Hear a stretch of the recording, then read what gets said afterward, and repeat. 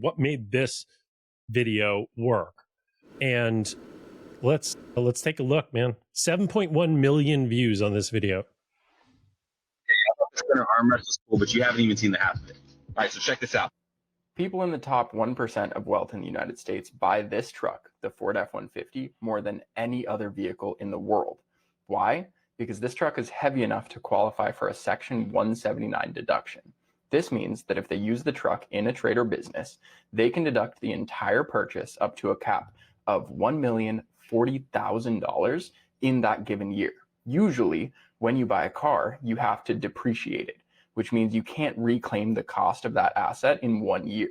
But thanks to Section 179, they can deduct the cost of this car in that year against their income taxes. It is huge tax savings and an incredible little loophole. All right. So first, no offense, Nate, but that is some boring stuff, right? For a lot of folks, that would be boring. Oh, yeah. And you delivered 7.1 million views on this. So what's going on here? The videos that I have that went so completely unbelievably viral, I did not post them expecting them to go viral by any means. I never posted this video expecting it to blow up the way that it did. Because as you said, boring content. It's about a tiny little tax deduction that only applies to business owners who are making a lot of money. It's not very applicable to people. It's not really something that's super relatable, and yet it absolutely grabbed people. And so I think that there were a couple of things that went really, really right with this video. The first one is, hey all, if you're enjoying what you're watching or listening to, please follow or subscribe. It lets us know we're on the right track. Also, if you know of any creator in wealth management that we should have on the show, let us know in the YouTube comments. The fact that I grabbed someone else's hook. So what I mean by that is I used this, like, this is not me. This on TikTok is called a stitch, where you grab the first 5 or 3 seconds of someone's video, and then you use that to roll into your video. So let's talk about what a hook is, just so that we keep the audience with us. So if you're a new creator, a hook is the very first thing you see on a piece of content. So if you're on LinkedIn, the first line or two that you see, and its job is literally to do exactly that, hook you, pull you into the content and start that journey. So, So what you're saying, Nate, is that you grabbed that first 3 seconds, 5 seconds from somebody else's video. Now, I don't know that person. Is this famous or no?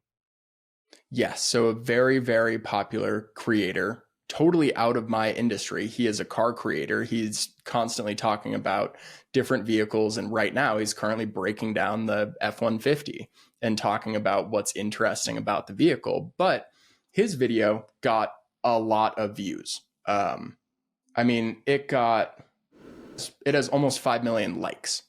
Wow. And so this was an extremely successful video that I then riffed off of. And so that definitely helped. And I have used that in the past to great effect. It is not always as effective. Like, I don't necessarily think someone could build their entire following on using stitches and using other hooks and that sort of thing. But it totally worked in this situation. So it's a proven hook, though. I think that's one of the keys here that is interesting, is you can borrow from other creators, whether like literally directly copy and paste, or simply borrow conceptually hooks that work. And right. And that can get you a lot further, a lot faster if you're trying to build your audience and connect with them. So I think that that's fantastic. What else are you seeing here now that you're thinking about this video? Yeah. So one thing that I really want to point out is that it's not super high production quality, right? Like, if we go to like right here in the video and we listen really, really closely real quick. Reclaim the cost of that asset in 1 year. But thanks to Section 179, they can deduct the cost of this car in that year against their income taxes. Pretty much from like second 38 to second 40, you can actually hear my girlfriend in the background doing the dishes. There is nothing about this that is coiffed. There is nothing about it that is perfect. You can hear the fan in the background. I am lit overhead, which is like the number one rule of lighting is that you don't use the big overhead light. And so I have some really weird shadows going on. It's just not perfect. And I actually think that that lent itself to the video really effectively. Yeah. Because when I'm not all dressed up and it's perfect video quality and perfect production, it's far easier to actually get into the video. There's not really a barrier to entry. And I don't know how else to describe it other than that. Sometimes people will feel like they are not qualified to watch a video because that person is in a different tax bracket. That person is just in a different intelligence bracket, whatever it happens to be. They're like, I'm not supposed to be here. And they will self-select and they will scroll. But for me, in a long sleeve shirt, sitting in my tiny little office in my tiny little apartment way back when, because this was, 2021 in March. So this was only 3 months after I started my content creation journey. I mean, it's very, very approachable. And I think that that really helped with this video. Yeah. I think you're talking about something super important if you're a creator, which is really connection with the audience, right? And how do you create that sort of emotional bond pretty quickly and eliminate any barriers to it? And I think being like them is a big one. And it's interesting when you think about the way that a lot of financial advisors might approach this. You know, they're throwing on that shirt and tie and they're sitting high and they are being professional. Right. But maybe that's a barrier. Maybe that is one of the things that can prevent potential clients from sort of vibing with them. So, you know, really connecting with them online. Have you seen that a lot? Yes. And that is my answer to what you were talking about earlier. How did I set myself apart?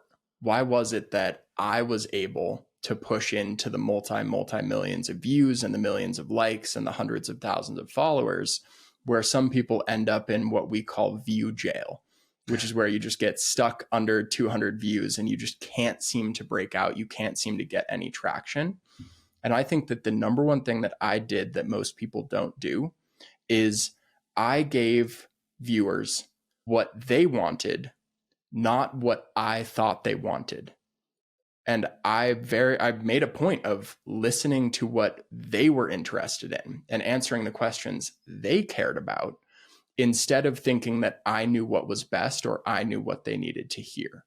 And so that's a weird difference because technically at some point I had to figure out what I thought they wanted in order to then turn it into a video. I had to do that analysis somewhere. But I think that I did a way better job than most creators at actually answering what they wanted and being generous first, making that my priority, rather than feeling like I was on some conquest to educate them about all the things they needed to. And that's what I think separates the professor from the mentor, where it's like people seek out the mentor, people seek out what they have because it's what they want. The professor teaches what they think the student should know. And the difference in relationship is palpable. Yeah. I'll tell you what, man, that's a lesson I feel like I need to learn. I'm more naturally a professor and have taught classes and done that whole thing. And that just doesn't really create connection with folks, except maybe in person, but on video just doesn't work. It doesn't land. Yeah. And when you're thinking about these kinds of topics, you know, how much of it do you think about the emotion that you may connect to? So in that video, I'll give you, for instance, of what I'm asking about. I think there's an emotional aspect to that video, which is a bit of an undercurrent, which is the rich are doing something. Yeah. And they know something I don't. I want to know that. Not only that, but wait, I get to beat the IRS because no one loves the IRS. And it just taps into a couple of emotional little streams there that I think pulled people along in the video. And I'm curious how much you think about that when you make video. I definitely do. I think that I was always very, very I was very informationally driven when I was making videos. The goal was at the beginning was just to provide information as much as humanly possible. And I wasn't very into the science of how am I going to get someone to watch this? It was more, they might find this useful.